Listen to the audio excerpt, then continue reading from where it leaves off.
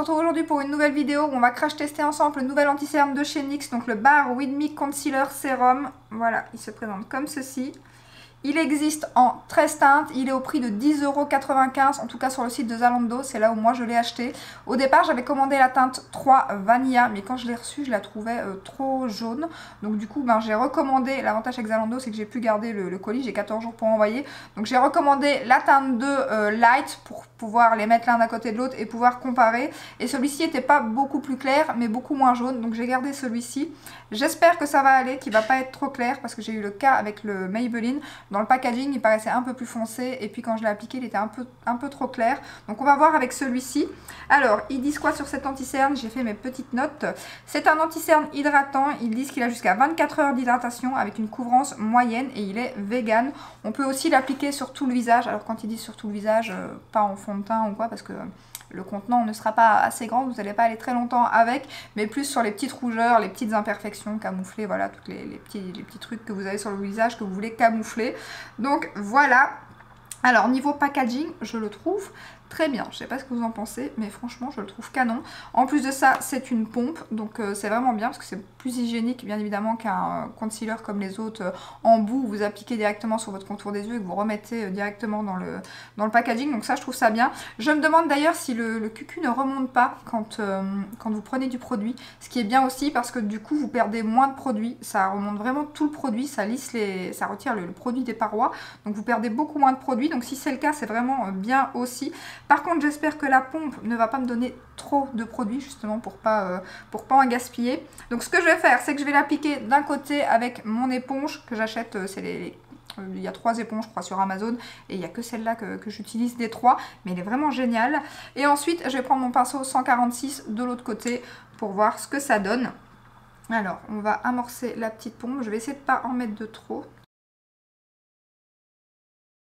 Voilà, mais c'est bien parce qu'on peut se stopper. La teinte a l'air bien, alors il se tient bien comme ça. Donc on va voir ça. Alors, à la teinte, je pense que ça va être parfait.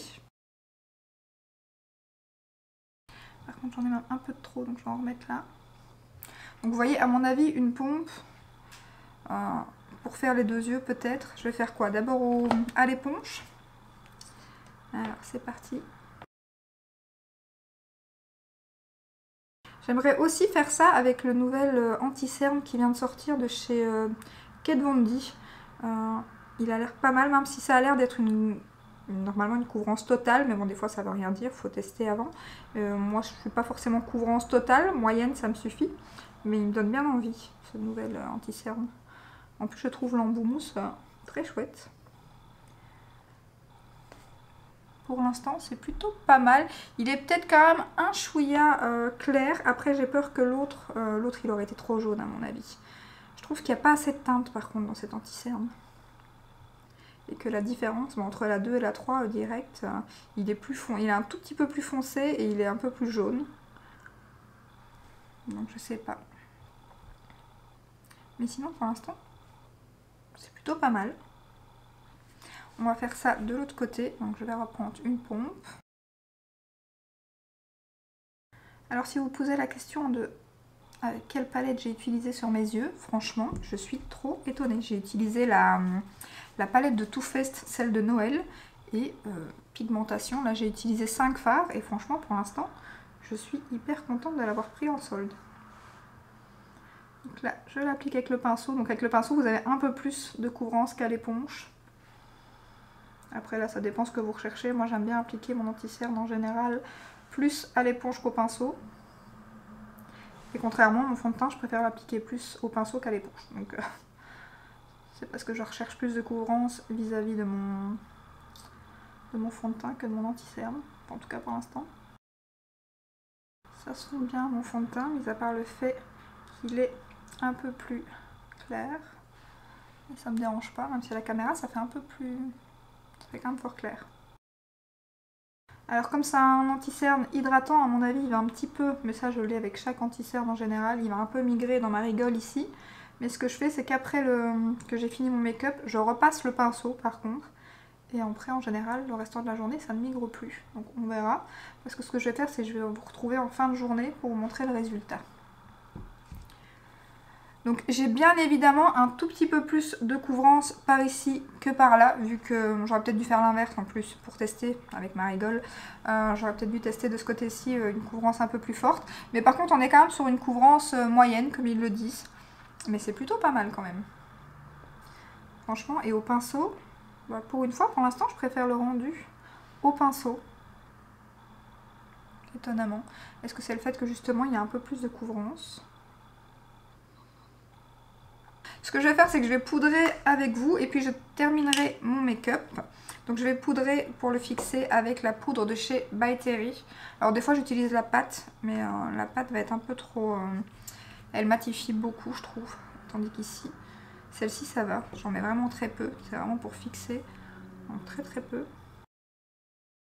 Et vous voyez, en même temps, je relisse un peu justement, comme il y avait... ça a un tout petit peu migré dans ma ridule ici, et du coup voilà, ça a relissé et là c'est bon. Donc maintenant on verra si ça va tenir la journée. Et hop, je refais la même chose de l'autre côté. Ici j'ai beaucoup moins, donc ça file beaucoup moins. Voilà, je vais terminer mon make-up et je vous retrouve juste après. Donc voilà, make-up terminé. Ce que je vais faire, c'est que je vais vous montrer d'un peu plus près le résultat final. Et ainsi, je vous retrouverai d'ici quelques heures pour vous montrer comment il a tenu et comment il a évolué sur ma peau. Donc pour l'instant, c'est plutôt pas mal, franchement. D'après ce que je vois, je suis plutôt contente. Il est bien hydratant, il est très très beau. Avec la poudre, ça va... franchement, il est vraiment bien pour l'instant. Après, on verra au fil du temps s'il va pas migrer et s'il va pas, si la couvrance va rester la même. Donc ce que je vais faire, c'est que là, il est 11h29, je ne sais pas si vous verrez. Et je vais vous retrouver vers 17h30, 18h à mon avis, pas plus tard, parce qu'il va falloir que qu'on monte la vidéo après pour que je vous la mette ce soir. Donc du coup, voilà, je vous retrouverai pas beaucoup plus tard, mais ça fera quand même plus ou moins 5-6 heures facile, ouais, 5h30, 6 heures facile que j'aurai déjà porté l'anti-cerne, ce qui sera déjà plutôt pas mal pour vous donner un avis à mon avis. Donc voilà, je vais aller continuer de vaguer à ma petite vie. Je vous retrouve tout à l'heure. Voilà, on se retrouve, il est 18h31, donc ça fait 7 heures que je porte l'anti-cerne de chez NYX. Donc je suis revenue un peu plus tard que prévu, c'est pas plus mal, ainsi on va pouvoir bien regarder. Alors écoutez, pour l'instant dans mon miroir en face de moi, je trouve que c'est nickel. Je sais pas ce que vous en pensez, mais là en tout cas, je vais regarder avec mon miroir grossissant. Mais là, je crois qu'on tient une petite pépite à petit prix parce que franchement, je trouve le résultat encore super beau. Alors je vais regarder dans les petites rideaux, enfin de ce côté-ci, c'est dans ma grande petite rigole. Ben écoutez, ça n'a pas migré, franchement un chouïa, et encore quand je regarde dans mon miroir grossissant, si je regarde dans l'autre je le vois absolument pas. Ici je sais pas si vous d'ailleurs vous verrez, je sais même pas si vous verrez à la caméra, mais c'est vraiment minime, c'est très très bien. Je suis super étonnée.